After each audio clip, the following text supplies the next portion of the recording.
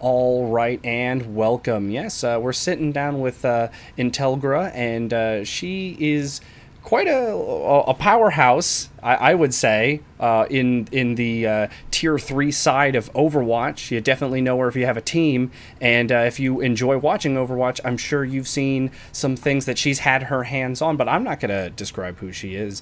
That's why she's here to do it for herself. So I'm going to pass the mic on over to you. What are some of the things that people might know you by, and how are you doing? Hi, everybody. I'm Intelgra. I have a Discord server for Tier 3 managers called Not For Normies. And it is a Discord for high level team managers where we can come together and schedule scrims, network, social, discuss how to um, promote our players for the best and what kind of tournaments are there out there. And, if we have issues in between teams, we can also discuss there. It's a Discord server to promote a community of teams, basically. I really I like that. really like. I didn't know about the side of the Discord that pertained to kind of mediation between teams, making sure everything stays civil and not like solo ranked queue, I guess.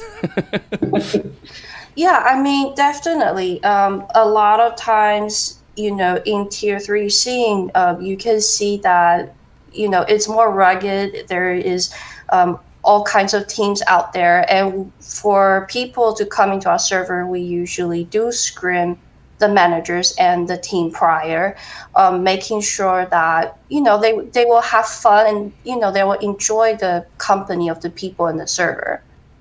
And we want people who really wants to learn and who really wants to work hard for the players, because a lot of the managers in the server, player comes first for us. I like that, and I'm sure all of the players appreciate that as well. Um, so jumping kind of right into one of the questions, may I ask what got you into Overwatch and Overwatch tournaments?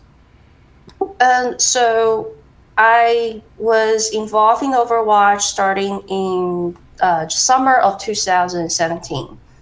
I was trialing for a team as a support, and that team was just a plat and diamond team. Within a week, their captain ran off, and the teammates, the players were kind of screwed and they were very nervous. So I kind of took up the job as a manager. I started scheduling scrims. I tried to find coaches, and you know, I think the players were really happy, and that's what I love to see, because we did our first tournament for DSP Stanky, who was the Lucio god at the time. He created a Capture the Flag tournament, and our team players were new in the team environment, but they were not expecting to win, but they did. And I think that moment of excitement that you saw in their eyes, and when they won, you hear it in their voice, it makes them want to play Overwatch even more. And I really like that. And so that's why, like, I really like the tournaments. I really appreciate that people created tournaments like that. My team goes on to do UGC, which is a more league style tournament side for Overwatch. And I think I was very happy that my players worked really hard, learned all the map calls and call outs, and they were immediately the second place the first time they joined the league. So I think, and they had a good experience, so that makes me feel even more insured. Like, tournaments, grassroots tournaments are really good for the players.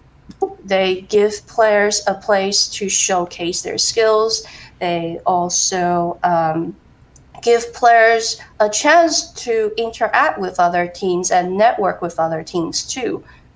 So at the end, tournaments do bring the community closer together. In January 2018, that was the first time I started managing a Grandmasters team in Overwatch. I was not expecting to manage a high level team at first, but I was really lucky that I had players who believed in me and came try out for my team. The first season, 2018, was rough because most of my players actually have very limited or no experience in scrimming, even though they were in top 500s. So building the team from ground up like that, it takes a lot of effort and time. Like you want to make sure they have the best coaches they can get. You want to make sure that they're not being burned out in game. You also want to make sure that they are doing their homework because they're students, so that their parents won't ground them or take their computer away. So, but at the end, I think in season 2 was when the team actually blossomed. My team was called TGC, and in season 2, we made it into playoffs as top 10 in the North American Open Division. And, throughout those 6 months, you see the players grow, not just in game in skills, but they grew as a person. They become more mature. They know how to manage between schools and Overwatch really well. And the best thing was throughout the time, we did a couple LAN tournaments. So one of the LAN tournaments was the Fusion Showcase in Philadelphia in summer. A lot of the parents actually came with the players to that tournament. And I get to meet most of the parents of the players in my team. And that was the greatest experience because at first all the parents were questioning, why are my kids spending so much time playing video games? And they were getting worried. But after the LAN tournament, when they see who their kids are hanging out with and what kind of environment the LAN tournaments are like, they told me they like it. They want their kids to be more involved, and they do see a future in esports and also the opportunities for their kids to be involved in college teams. So that's what makes me really appreciate Overwatch and also the tournament side of Overwatch. So when I created the Not For Normies manager server, I wanted the same ideals. I wanted to create a community and not just a competitive environment. I want a community where people can come and social and be comfortable with each other and, grow together. But ultimately, we're here to support our players and help them to be the star and hero that they can be for the Overwatch. So that's when we decided we want to create a tournament. It's called Not For Normies Community Invitational for Tier 3. Basically, it's all the managers bringing different teams together, showcasing their players, because in open division, there's 500 to 700 teams. And sometimes it's really hard for general public or for other players to actually have the chance to mingle with each other because there's just so many teams, it's impossible. But in the smaller invitational tournaments where there's 10 or 16 teams, that's when the players get to know, hey, who around the tier 3 scene and what other managers are out there, and which teams do I really enjoy playing against, and which other players do I want to play with in the future. And so the Not For Normies tournament is created by managers for the players. All of our funds basically came from the managers themselves. They're taking their time, effort, and finance out of their own pocket so that the players have a tournament where it's really just focusing on the players themselves from the tier 3 scene. That's I mean, incredibly, the integrity that goes into what you're doing and what you're bringing out of your players is I mean, absolutely. I think what everyone wants to see more of when it comes to Overwatch and esports in general.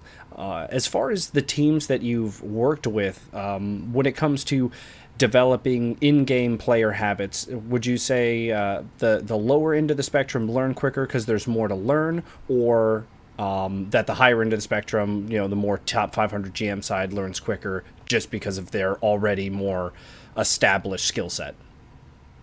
So if you want to talk about in-game, like game sense wise, I think that top 500 players does have an edge because they are mechanically already doing really well in game, and they do have the game sense there. So when you teach them strategies and things like that, they do pick it up a lot faster.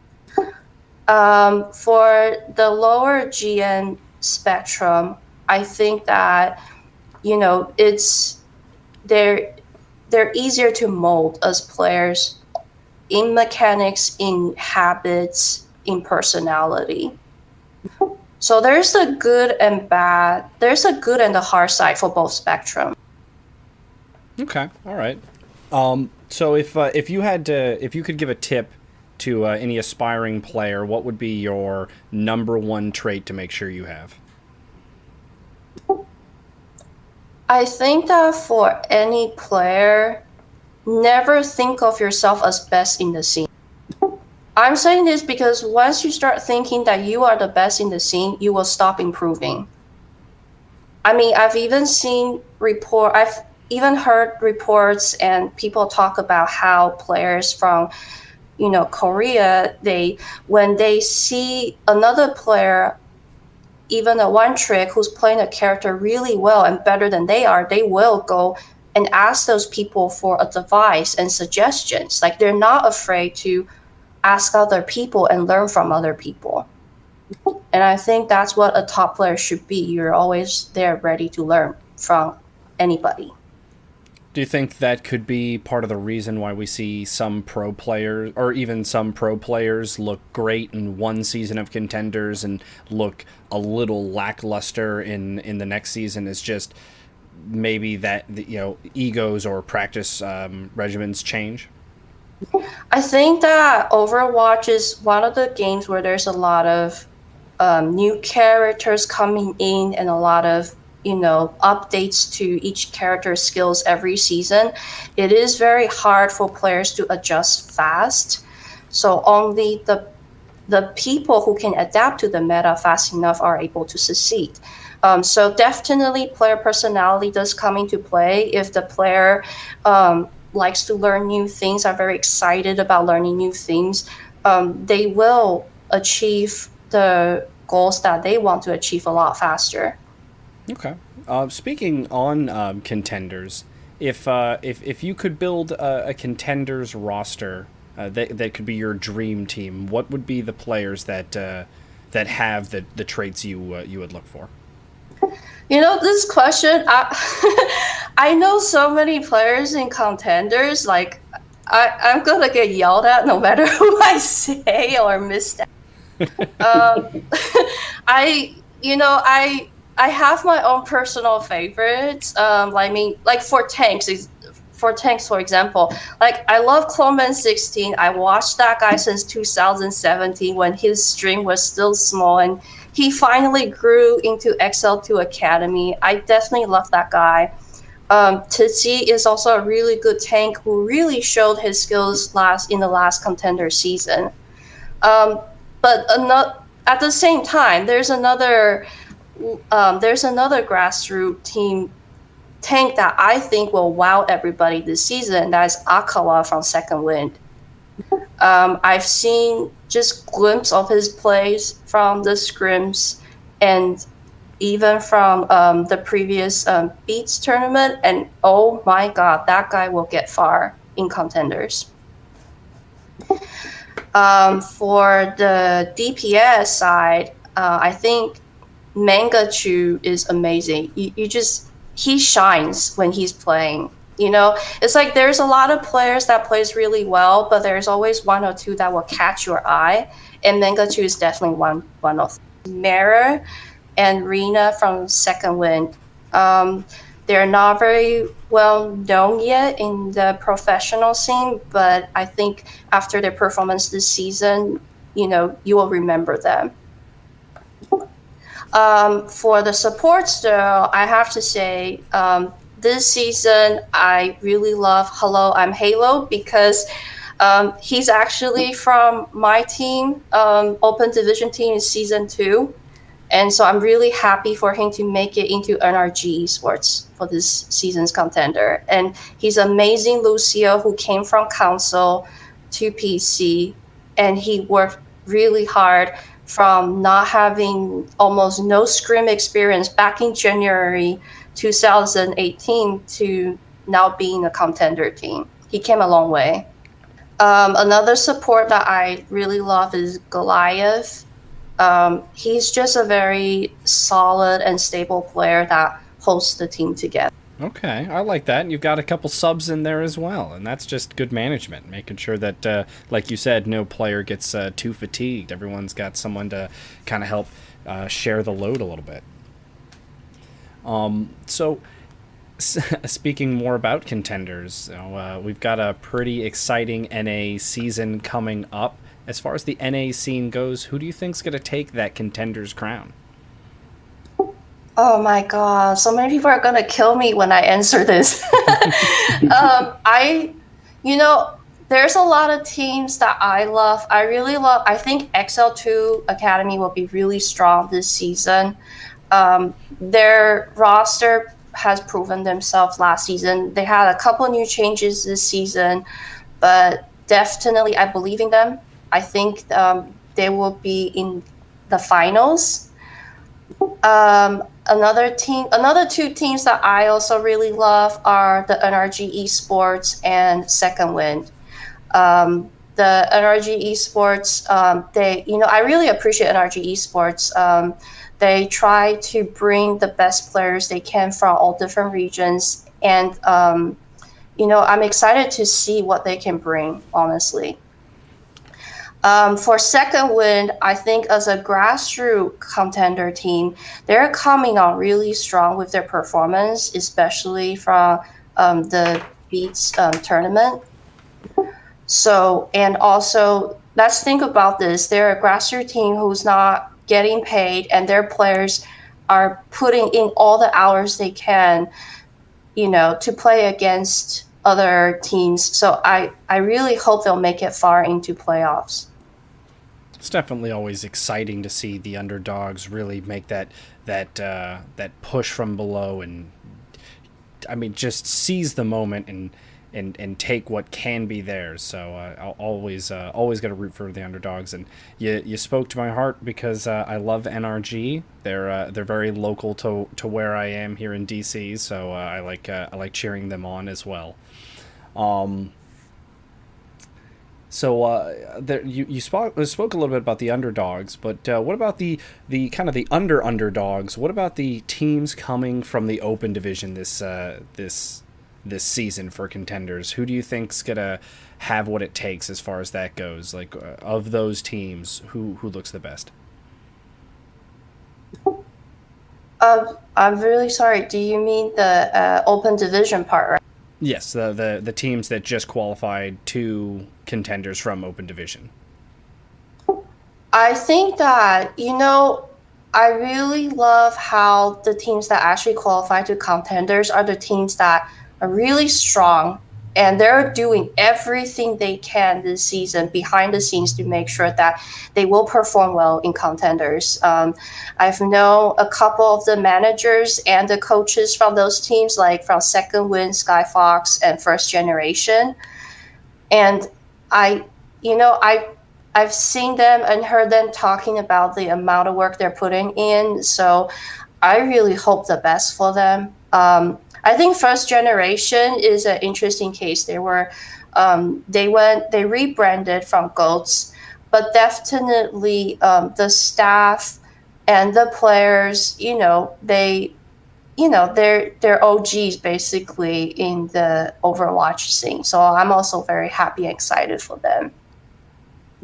Second Wind is another grassroots team that has been around for a while, and they, it just their coach mate is a very experienced coach from in the contender scene. So he used to coach Kanga from the AU contender scene. So I'm excited to see what he can bring to the NA side. Definitely a lot of fun and interesting teams coming up from the Open Division. I always like because they always play a little differently than the Contenders team. You can see them both trying the meta and also understanding that for them to really thrive, they can't just sit back and be repeating what the other teams do. They have to find their own footing and their own way of play, which we of course have seen first gen do in the past. So they basically shaped an entire meta around their name. Well, their old name, Goats.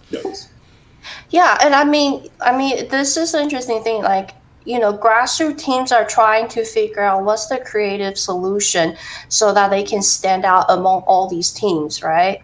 So, like, and they're also, they're constantly changing their method of how they're training their players and, how they're building their team. For example, for Second Wind, they're really strict. Like, last season, they told their players, like, if you're not performing your best, you're out the next day. So it's like a lot of the grassroots teams are buckling up really tight. And I think it's the right decision to do, especially when you're competing for against these academy teams, and with the proposed changes coming into 2019 for Contenders, it really is, you got to make sure that you're running like an organization and not just a group of people that happen to be good at a game. So I think it's interesting if handled correctly, and if handled, I mean, with the right skill and grace, can be a huge positive. So I'm going to ask you to step on some toes one more time. I know. But who is your favorite Contenders player? If you had to pick one player who they're your favorite, who would Just one? Just one. Oh my god, so many people are going to kill me. I hope they would understand. I am going to support my boy. Hello, I'm Halo. I have to support him because he's from my team. And you know what? He's only 17, and really the transition from console to PC was not easy for him. He had to overcome stereotypes first, because there's always a huge stigma against people from console. So, and he had to overcome that. And also, he was a really amazing Lucio, but when transitioning into a team environment, he had to learn other characters. That was not an easy transition for him, but he really just worked on it and make sure that he can play in a team. And those 6 months when he was with us, you can just see like the effort he was putting in and how he's learning to play in a team environment while battling what other people outside are saying about him, like a Lucio one trick or things like that. He came a long way, and I really hope he will shine in this contender season. Well, we definitely will cheer him on and give him a little spotlight here with that speech. But so I want to rewind a little bit back to kind of the tier 3 scene, which is where you operate a lot in as far as your tournaments go. And so one of my questions that I've been wanting to know for a while is, of the tier 3 tournaments that games that you've seen from what you've hosted, what was the one that stood out the most? What game between what two teams was the one that still sticks in your head? So in this NFN tournament that just happened not long ago, we had a match between there was two teams. One was called Team Livid, and the other one was exclamation looking for team. Those guys were fighting for a chance to go to the grand finals in the Not For Normies tournament. And, they exceeded everybody's expectations. Those matches were like head to head, toe to toe. Like, you can just hear like even in their team VCs, like people were screaming. They really wanted it. They were fighting the hardest they can. So I think that when you see players that's so dedicated, and those teams were really not giving up any single space to each other, it makes me remember them a lot. I actually do believe I was the host for a few of those semifinal finals games, and yes, you're right. Those I felt bad for the casters because the games were played with at such a pace and with just neither team backing down an inch at all. I mean, they were knockout, drag out affairs. So, I mean, a huge shout out to the players that make that happen. So, as far as the Not For Normies tournament goes, where do you see that tournament progressing in the future? Do you have any plans moving forward to expand or broaden its horizon? So we're definitely looking for a chance to collaborate with another organization or, other people to make it into a LAN tournament in 2019. The reason why I wanted a LAN tournament is because from my own past experience bringing my own team to LAN tournaments, that it is through LAN tournaments that not only your players get to network with each other, but it's also through that environment that parents get to see the players in action. And oftentimes when parents actually get to attend and be a part of an event, they will feel excited for the players. They will feel more comfortable about what their kids are doing.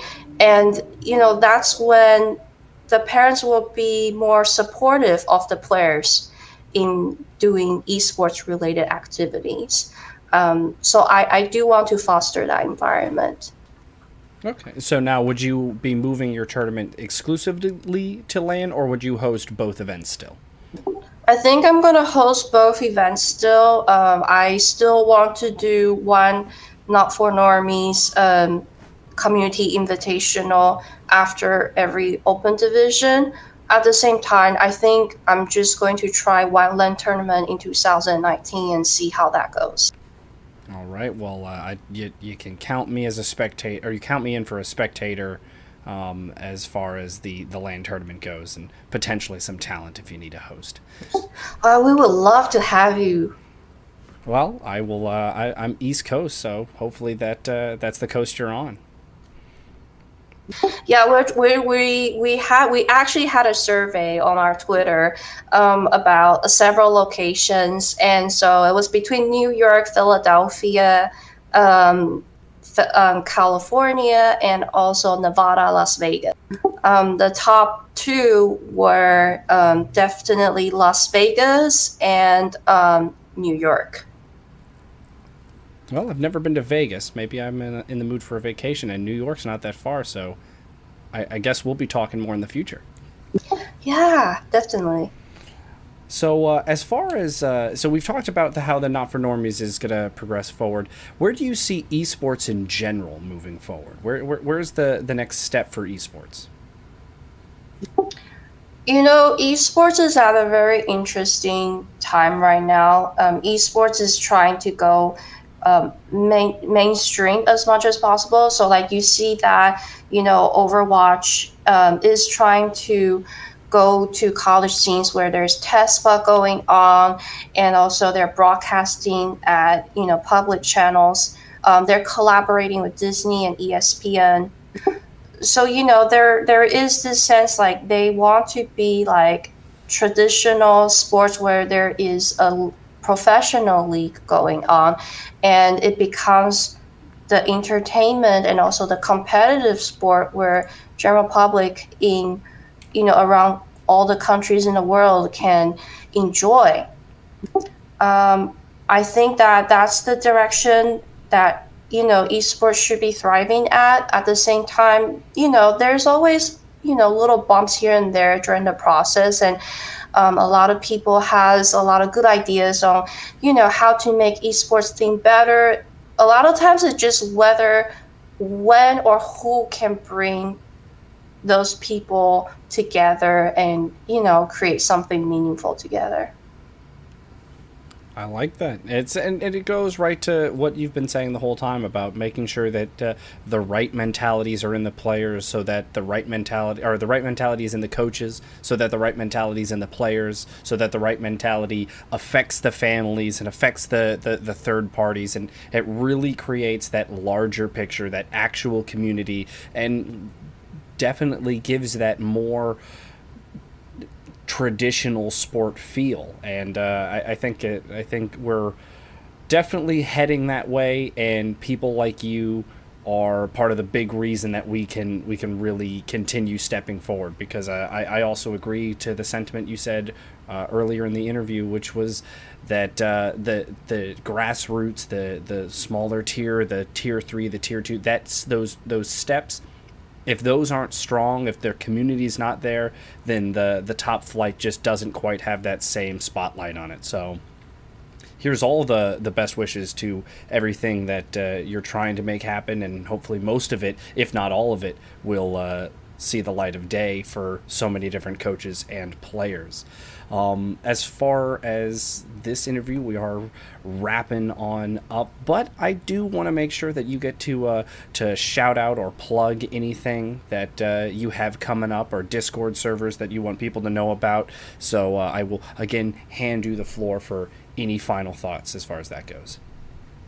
Yeah, we do have a Twitter account where we constantly update our tournaments or future opportunities for players, and also for staffing positions. The Twitter handle is Not Normies OW.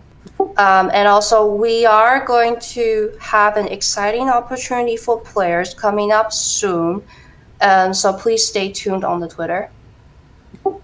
I think Overwatch is a competitive sport, but it really is about the community. If the community is not happy with each other, if there's always fights, if there is always, negative things going on, then the scene won't thrive. And I think most of the grassroots scene, most of the teams, most of the players wants to have a professional and also professional environment where they can network and where they can grow together. And they are also looking for proper guidance on, certain process on how to create tournaments, how to develop themselves as players, how to develop as content creators. There's a lot of people looking for chances, but there is a need for proper guidance. And hopefully there's a lot of good people that will be interested to help out. I think that's the perfect note to end on. Looking forward, making sure the right people are in the right places, and that we can all come together to make something just a little bit better. Anyway, everyone, I've been Greenhavak, and this was our little sit-down interview with Intelgra, and I'm so glad I got to do this. You're such an inspiring person in the Overwatch scene, and I can't wait to see what more you're going to do. Make sure you follow not only ESHQ for all the information like this as we begin our content, not only into the Tier 3 and Tier 2 scenes, but as we prepare for the Overwatch League coming in February. And of course, please go check out the Not Normies OW Twitter and follow their tournaments, because it's a great seed of Tier 3 players and Tier 3 coaches really trying to make a difference and make esports a better place. And where that starts is, well, with them, but the next step is the fans. So make sure to like and subscribe to those channels. All of the players mentioned in this video will have links down in the description to at least their Twitter, if not their Twitch as well. So check them out if you want to see some big plays. Anyway, until the next interview, we will see you on the ladder.